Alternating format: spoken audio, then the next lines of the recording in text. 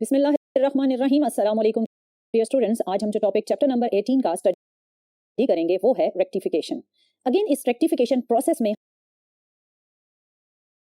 करेंगे डायोड को। तो चलिए स्टार्ट करते हैं और देखते हैं कि कैसे डायोड को हम रेक्टिफिकेशन में यूज करेंगे।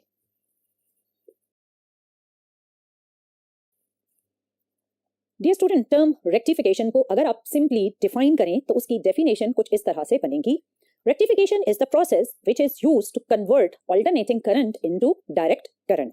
इसका मतलब ये रेक्टिफिकेशन रिलेटेड है alternating current and direct current से। सो हम पहले देख लेते हैं ऑल्टरनेटिंग करंट और डायरेक्ट करंट की वेव फॉर्म को। ऑल्टरनेटिंग करंट जिसे आप एसी भी कहते हैं, उसकी वेव फॉर्म कुछ इस तरह की होगी। इसमें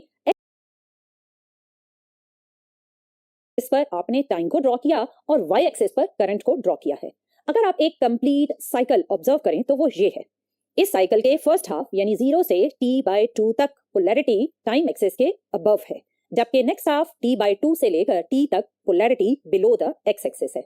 इसका मतलब कि after every half cycle AC अपनी पोलैरिटी रिवर्स कर लेती है, जबकि डायरेक्ट करंट की वेव फॉर्म कुछ इस तरह से है। इसके अगर आप एक कंप्लीट साइकिल को देखें तो इसके कंप्लीट साइकिल में करंट कहीं भी डायरेक्शन या पोलैरिटी रिवर्स नहीं कर रही।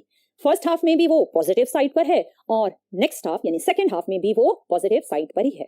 सो इसका मतलब कि जब आपने ऑल्टरनेटिंग करंट को डायरेक्ट करंट में कन्वर्ट करना है तो आपने सारी पोलैरिटीज को टाइम एक्सिस की एक साइड पर शिफ्ट करना होगा। और ये हम कैसे करेंगे, इसके लिए हम यूज करते हैं डायोड को। और आपको याद दिलाती चलूं कि डायोड की एक साइड होती है पी रीजन और दूसरी साइड कहलाती है एन रीजन। अब इस डायोड को हमने कैसे यूज करना है फॉर रेक्टिफिकेशन, इसको समझने से पहले हम एक रूटीन लाइफ की एग्जांपल लेते हैं। सपोज करें कि ये एक ट्रक है जिसने रेड और ब्लू कलर के पैकेट्स को डिलीवर करना है और इन पैकेट्स को रिसीव करने के लिए एक गार्ड खड़ा है और इस गार्ड से परमिशन के बाद पैकेट डिलीवर होगा इस घर में। और इस घर की एंट्रेंस सिर्फ एक साइड से है, सिर्फ आप इधर से एंटर हो सकते हैं और इस साइड से आप एग्जिट कर सकते हैं। सो डियर स्टूडेंट, इसमें जब गार्ड को कहा गया कि आप पैकेट रिसीव करें और घर में डिलीवर करें तो गार्ड ने ये कंडीशन रखी कि वो सिर्फ रेड कलर के पैकेट्स को डिलीवर करेगा, वो ब्लू कलर के पैकेट्स को डिलीवर करने की परमिशन नहीं दे सकता। सो ट्रक से रेड कलर का पैकेट लेकर जब एक पर्सन गार्ड तक पहुंचा तो रेड पैकेट को इस गार्ड ने डिलीवर करने दिया। सो ये पैकेट घर में एंट्रेंस वाले रास्ते से ही एंटर होकर डिलीवर हो गया और ये वापस ट्रक तक पहुंच गया। अब बारी थी ब्लू कलर के पैकेट की। जब वो ब्लू कलर के पैकेट को लेकर गार्ड के पास गया तो गार्ड ने सिंपली रिफ्यूज कर दिया कि मैं इस पैकेट को डिलीवर नहीं करने दे सकता, मुझे परमिशन नहीं है। सो मजबूरन इस ब्लू पैकेट को वापस ही ट्रक की तरफ जाना पड़ा। और अगर फिर वो गार्ड रेड कलर का पैकेट लेकर आएगा तो उसे परमिशन मिलेगी उसको डिलीवर करने की, लेकिन अगर उसके पास हुआ ब्लू कलर का पैकेट तो वो उसे डिलीवर नहीं करने देगा। सो इन तीन चीजों को अगर हम अपने सर्किट के अकॉर्डिंग ट्रांसफॉर्म करें तो ट्रक कन्वर्ट हो जाएगा ऑल्टरनेटिंग करंट सोर्स में, ये गार्ड कन्वर्ट हो जाएगा डायोड में और ये घर कन्वर्ट हो जाएगा लोड में। और हम सपोज कर लेते हैं कि हमारा लोड एक बल्ब है और ये सर्किट कुछ इस तरह से कंप्लीट हो जाएगा। अब आप जानते हैं कि ऑल्टरनेटिंग करंट की दो पोलैरिटीज होती हैं विद इन वन साइकिल। सो हम एक ऑल्टरनेटिंग करंट को कुछ इस तरह ड्रॉ करते हैं। इसमें एक पोर्शन हम रेड कर देते हैं और एक ब्लू, ताकि आप इसको लिंक कर सकें रेड पैकेट और ब्लू पैकेट के डिलीवरी प्रोसेस से। पहले हम इसी साइकिल के रेड पोर्शन को कंसिडर करते हैं और सपोज करते हैं कि ये टाइम एक्सिस के ऊपर वाला पोर्शन है और जब ये पोर्शन एसी सोर्स से ट्रांसमिट हुआ तो एसी सोर्स की ये साइड थी पॉजिटिव और ये साइड थी नेगेटिव। सो ये रेड कलर का पोर्शन मूव हुआ towards the diode in the form of current. तो डायोड इस वक्त है फॉरवर्ड बाइसिंग में, क्योंकि डायोड का पी रीजन पॉजिटिव से और एन रीजन नेगेटिव से कनेक्टेड है। सो फॉरवर्ड बाइसिंग होने की वजह से डायोड इस रेड पोर्शन को कंडक्ट करेगा और बल्ब में से पास होने देगा। लेकिन जैसे ही एसी सोर्स की पोलैरिटी मूव हुई टुवर्ड्स द नेगेटिव साइड तो एसी सोर्स के टर्मिनल्स के पोटेंशियल कुछ इस तरह से चेंज हो गए। अब ये टर्मिनल हो गया पॉजिटिव और ये बन गया नेगेटिव। अगर आप इस ब्लू पोर्शन को कंडक्ट करना चाहें थ्रू द डायोड तो वो कंडक्ट नहीं करेगा, क्योंकि इस टाइम डायोड है रिवर्स्ड बाइस्ड, क्योंकि डायोड का P region N side of AC से कनेक्टेड है और N region positive side of AC source से कनेक्टेड है। सो अब ये वाला पोर्शन कंडक्ट नहीं होगा because of the reverse biasing और आपका बल्ब ऑफ हो जाएगा। और अगेन जब रेड पोर्शन आएगा उसको फॉरवर्ड बायसिंग की वजह से कंडक्ट करेगा, बल्ब ऑन हो जाएगा। फिर ब्लू पोर्शन आएगा, उसको डायोड कंडक्ट नहीं करेगा बिकॉज ऑफ रिवर्स बायसिंग और बल्ब ऑफ रहेगा। ये तो था, हमने step by step AC source के पोर्शन को देखा। अगर यही एसी सोर्स कंटिन्यूअसली इस डायोड को करंट दे तो आपको बल्ब कुछ इस तरह ब्लिंक करता हुआ नजर आया। इस ब्लिंक करने का मतलब यह है कि इस बल्ब को कंटिन्यूअस करंट नहीं मिल पा रहा, और बल्ब जब करंट मिलता है तो ऑन, और जब रिवर्स बायसिंग की वजह से करंट ऑफ होता है तो बल्ब भी ऑफ हो जाता है। सो इसको अगर हम वेव पैटर्न के अकॉर्डिंग ड्रॉ करें तो कुछ इस तरह से वेव पैटर्न ड्रॉ होगा। ये वेव पैटर्न है एसी सोर्स से आने वाले करंट का, और ये पोर्शन है डायरेक्ट करंट में कन्वर्जन का जो बल्ब को मिल रहा है। अगर आप गौर करें तो red portion of AC source आपको आउटपुट पर मिला, जबकि ब्लू पोर्शन वाली जगह पर आपको नेक्स्ट साइकिल में गैप नजर आ रहा है। फिर रेड पोर्शन कंडक्ट हो रहा है और ब्लू पोर्शन कंडक्ट नहीं हो रहा, क्योंकि रेड पोर्शन में मौजूद करंट कर रही थी फॉरवर्ड बायसिंग, ब्लू पोर्शन वाली करंट कर रही थी रिवर्स बायसिंग। सो क्या हुआ कि अल्टरनेटिंग करंट का हाफ पोर्शन आउटपुट पर गया और हाफ पोर्शन मिसिंग है आउटपुट पर। इसका मतलब है हाफ पोर्शन डायरेक्ट करंट में कन्वर्ट हुआ। सो इस प्रोसेस को हम बोलते हैं हाफ वेव रेक्टिफिकेशन। सो अगर आप रेक्टिफिकेशन की टाइप्स डिस्कस करें तो this situation is the first type of rectification which is named as half wave rectification, and it is defined as the process in which half of the alternating current portion is converted into direct current. अब ये direct current क्योंकि gaps के साथ है, सो ये हमारे लिए इतनी यूजफुल नहीं। हम अगर ये ख्वाहिश रखते हैं कि अल्टरनेटिंग करंट के दोनों पोर्शन डायरेक्ट करंट की फॉर्म में हमें आउटपुट पर मिले, तो हमें इस सिनेरियो को थोड़ा सा चेंज करना पड़ेगा। हम अगेन डायोड्स की ही हेल्प लेंगे, लेकिन किस तरह हेल्प लेंगे टोटली डिफरेंट चीज है। इस प्रोसेस को समझने के लिए पहले हम ट्रक और गार्ड वाली ही सिचुएशन में वापस चलते हैं। अब सिचुएशन कुछ इस तरह से हम चेंज करते हैं कि ट्रक से रिसीव करेंगे दो गार्ड्स पैकेट्स को, एक रिसीव करेगा रेड को और एक रिसीव कर रहा है ब्लू को। लेकिन एक दफा रिसीव करने के बाद इन्हें अपनी जगह एक्सचेंज करनी पड़ेगी। जो पैकेट रेड रिसीव करेगा एक दफा डिलीवर करने के बाद वो ब्लू पैकेट वाली जगह पर चला जाएगा। ट्रक की एक साइड डिलीवर कर रही है रेड पैकेट्स और एक साइड डिलीवर कर रही है ब्लू पैकेट्स। अब हमने रास्ते में गार्ड को नहीं खड़ा करना, हम अपने ट्रैक पर कंडीशंस लगाएंगे। ट्रैक कुछ इस तरह का हम बनाएंगे। इस ट्रैक में आपको दो ब्लू ट्रैक नजर आ रहे हैं और दो रेड ट्रैक नजर आ रहे हैं, और इस ट्रैक की दूसरी साइड पर आपको नजर आ रहा है वो घर जहां पैकेट्स को आपने डिलीवर करना है। और अगेन कंडीशन वही है कि ये आपने एंट्रेंस का रास्ता बनाना है और ये आपके पास है एग्जिट गेट। सो अब यहाँ कंडीशंस कुछ इस तरह ट्रैक्स के लिए लगाई गई कि जो गार्ड रेड पैकेट लेकर आएगा वो इन रेड ट्रैक्स पर से गुजरेगा, और जो गार्ड ब्लू पैकेट लेकर आएगा वो इस ब्लू ट्रैक को ही फॉलो करेगा, वो रेड ट्रैक पर से नहीं गुजर सकता। सो हम वन बाय वन देखते हैं कि इनकी मूवमेंट किस तरह होगी। लेट्स सपोज आप रेड पैकेट कैरी करते हुए गार्ड को ऑब्जर्व करते हैं। जब ये पैकेट लेकर इस पॉइंट तक पहुंचा तो आपने देखा कि गार्ड के सामने दो ट्रैक्स हैं, एक है रेड और एक है ब्लू। आप बताएं ये किस ट्रैक को फॉलो करेगा? इसने कैरी किया है रेड पैकेट, तो ऑब्वियसली ये रेड ट्रैक को फॉलो करेगा। सो रेड ट्रैक को फॉलो करते हुए जब वो इस पॉइंट पर पहुंचा तो अगेन एक तरफ है ब्लू ट्रैक और एक तरफ है वो रास्ता जो घर को जा रहा है। सो ऑब्वियसली वो ब्लू ट्रैक पर नहीं जाएगा, वो इस रास्ते से होता हुआ घर में पैकेट को डिलीवर करेगा और एग्जिट डोर से आता हुआ इस फ्लाईओवर से गुजरेगा और इस पॉइंट तक पहुंचेगा। इस पॉइंट पर पहुंचते ही अगेन उसको नजर आएगा रेड एंड ब्लू ट्रैक। वो किस ट्रैक को फॉलो करेगा? रेड को। गुड। रेड ट्रैक से होता हुआ वो यहां से मूव करेगा और वापस अदर साइड ऑफ ट्रक के पास पहुंच जाएगा। अब यहां से गार्ड ब्लू पैकेट कैरी करेगा और मूव करेगा। जब वो मूव कर रहा है तो वो जब इस लोकेशन पर पहुंचेगा तो ऑब्वियसली अब इसके पास है ब्लू पैकेट, तो ये ब्लू ट्रैक को फॉलो करेगा। ब्लू ट्रैक को फॉलो करते हुए जब वो इस पॉइंट पर पहुंचा तो उसके रास्ते में आया रेड ट्रैक का रास्ता और घर में जाने का रास्ता। वो किस ट्रैक को फॉलो करेगा? रेड को? बिल्कुल नहीं, क्योंकि उसके हाथ में है ब्लू पैकेट। सो वो इस पैकेट के साथ घर में एंटर हुआ, सेम उसी एंट्रेंस से ही, और एग्जिट हुआ और वापस फ्लाईओवर से होता हुआ इस पॉइंट तक पहुंचा। जब वो इस पॉइंट पर पहुंचा तो उसके आगे है again red and blue track. वो ब्लू ट्रैक से होता हुआ इस पॉइंट पर आया और फिर वापस अदर साइड ऑफ ट्रक पर पहुंच गया। क्योंकि इसने अभी ब्लू पैकेट डिलीवर किया है तो नेक्स्ट टर्न में इसने रेड पैकेट डिलीवर करना है, और इससे पहले वाले ने जिसने रेड पैकेट डिलीवर किया था उसने अब ब्लू पैकेट डिलीवर करना है।